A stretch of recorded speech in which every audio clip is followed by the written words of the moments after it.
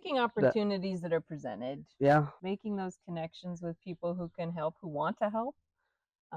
Yep, and if the opportunity is there and you can make it work, go for it. I'm Quinton Harmon.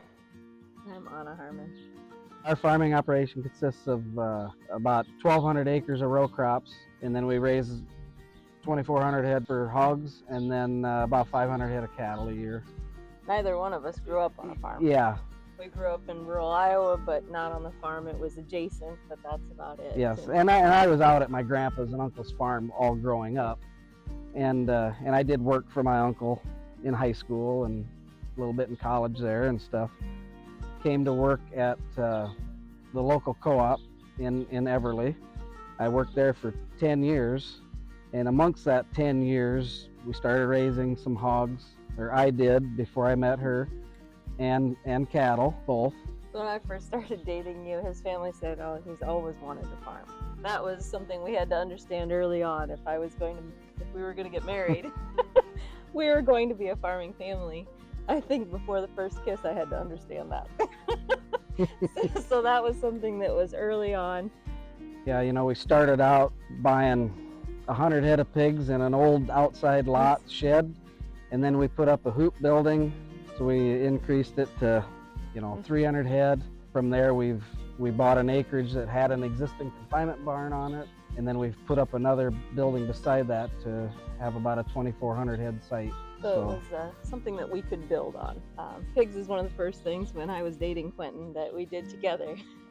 That was one night we came in really late at night, pigs, and we put them all in, counted them in, and I got the count sort of right. So we had to come back the next day and move them around the building, and there was one running outside.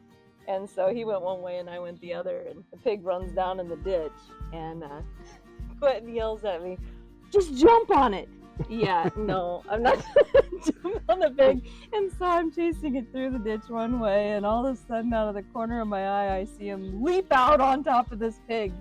And he comes up with that thing, and it's just squealing and moving around, and we got it. So those are our dates. Yeah. The pork industry is special because it allows us families to raise an excellent product for the consumer, and we believe in raising food for the industry and for people. We tightly manage the nutrients and the methods of raising the pigs, and we do the pork quality assurance, and yep. So it's a heavily managed system, and the consumer can have a dependable product that they know is high quality, and they can feel good about the environment that we're raising them in. We take care of the environment, we take care of the animals, because it's in our best interest to have a healthy pig and to have food that we would want to feed our children.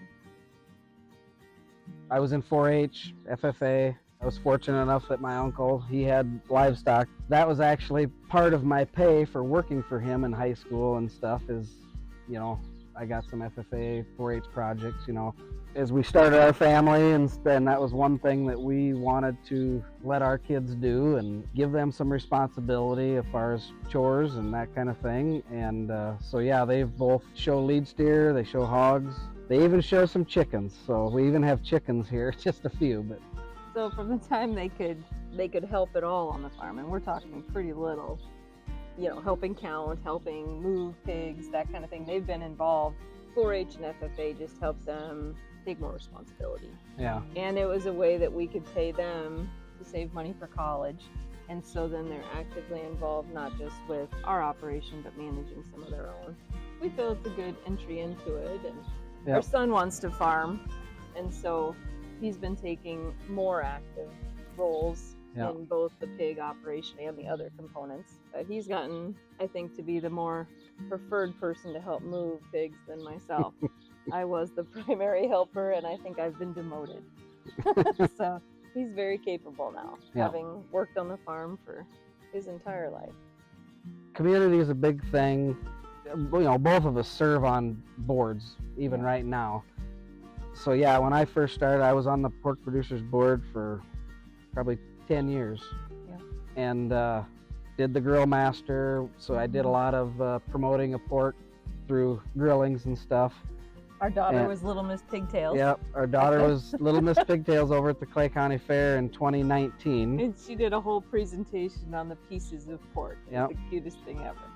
But you also did Little League and were heavily involved in sports. He was the coach for our daughter's basketball team. And so we do that kind of thing. And we participate in a lot of Everly events because you grew up in Everly. And so that's the home community.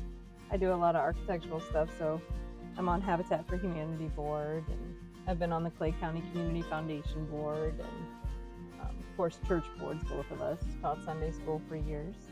Being on the fair board of the Clay County Fair in Spencer, you know, one thing that I like to do over there is keep agriculture in that fair, because that is pretty much how that started, you know. I know we've got a lot of people over there that have their heart in it, and I think that's one thing that I like to do, is to keep that going over there and make sure that it keeps going. But that was kind of the main reason we wanted to be on the fair board, was to make sure we saw it going in a direction that was a lot more consumer based, and we wanted to make sure that the county retained that. Advice to somebody just starting out would be, patience is a virtue. You know, don't try to just go in head first. One thing that my dad told me, he said he wanted me to farm. He did, but he wanted me to have a backup plan.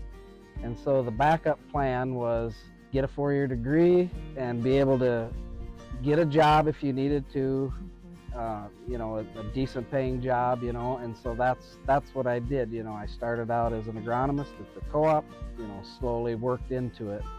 Taking opportunities that are presented. Making those connections with people who can help, who want to help. Yep, and if the opportunity is there and you can make it work, go for it.